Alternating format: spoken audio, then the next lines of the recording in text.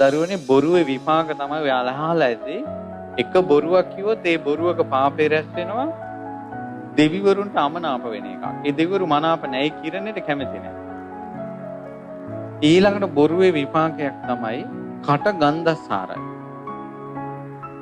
ජීවිත 5000ක්වත් කට ගන්ධස්සාර ගන්නවා බොරුවක් කිව්වා. ඊළඟට බොරුවේ විපාක තමයි දරුවෝ උපදින්නේ වඳයි. එතකොට දැන් අපි කියමුකෝ මොනවා හරි කෑමකට හරි වඳ බෙහෙතක් අහුවෙලා කෑමක් කනකොට අහුවෙලා ඔන්න දැන් කෑම කනවා රසායනිකව වඳ වෙන්න ඇතුලේ ක්‍රියාත්මක වෙද්දී බොරුවක් කියපු එකේ කර්මයක් ඉදිරිපත් වුණොත් විතරයි මේ වඳ බෙහෙත ශරීරයට බලපාන්නේ. ඔයාලා කලින් සංසාරේ බොරුවක් කියලා දෙනවා නම් මේ ජීවිතේ බොරුවක් කියලා දෙනවා නම් ඔයාලට වඳ බෙහෙතක් අහුනොත් ඒක වැඩ කරනවා. වඳ වෙනවා කියනවා.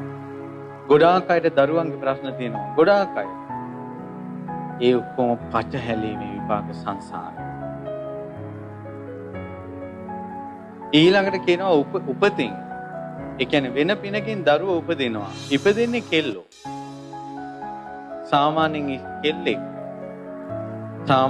කෙල්ලෙක් උපදින්නේ සංසාරේ අම්මයි තාත්තයි බොරුවක් කියපු කර්මයක විපාකයක් විදියට.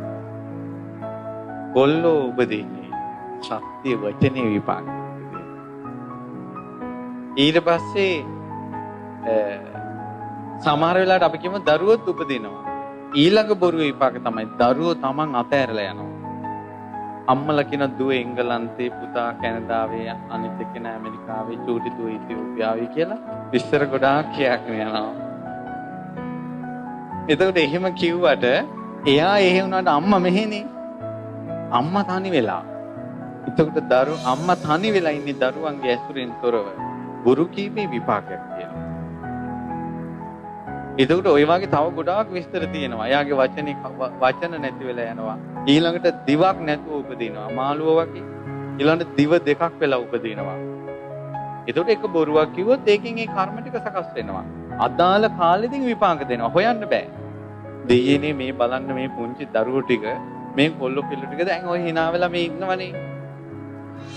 දැන් කැම්පස් එකට ගියාට පස්සේ කසාද බැන්දට පස්සේ තමයි කැම්පස් එකට ගියාට පස්සේ එතන කර්ම ටික විපාක දෙනවා. කසාද බැන්දට පස්සේ මිනිහා නිසා විඳින්න තියෙන විඳවිලි, කාන්තාව නිසා විඳින්න තියෙන විඳවිලි, දරුවෝ නිසා විඳින්න තියෙන විඳවිලි ඔක්කොම විඳවන්න වෙනවා. දැන් ඉන්නකොට පේන්නේ උපමාවක් ගත්තොත් අවාරේ අඹ ගහක් දිහා බලනකොට අඹ ගහ තියෙනවා ගෙඩි නැහැ. නමුත් කාලේ එනකොට ලස්සනට මල් පිපිලා ගෙඩි ටික හැදෙනවද නැද්ද? ඔය ගෙඩි ඔය ගහේ තිබ්බ තැනක් හොයාගන්න තිබ්බද? නෑ, කාලෙට හැදුනා. ඒ වගේ මේ දරුවෝ ටික මෙතන ඉන්නකොට ඔක්කොම ටික එක වගේ ඉන්නවා. මෙතන මැති ජීවිතේ ප්‍රශ්න විසඳ ගන්න බැරි සියදිවි හානි කර ගන්න හිතෙන අය. මෙතන මැති දරුවෝ නෑ කියලා දේවාලයක් ගානේ ඇවිදගෙන යන අය. මෙතන මැති ජීවිතේ සල්ලාල කර ගන්න අය. මෙතන මැති සල්ලාලකම් කරන කොල්ලෝ. මෙතන මැති බීලා බේබද්ද විදියට යන අය. මෙතන මැති පාරේ හරි මැරෙන අය. මෙතන මැති ඔහේ අතුරුදහන් වෙන අය. මෙතන මැති මහාන වෙන අය. මෙතන මැති තමන්ගේ දරුවෝ මහාන වෙන අය.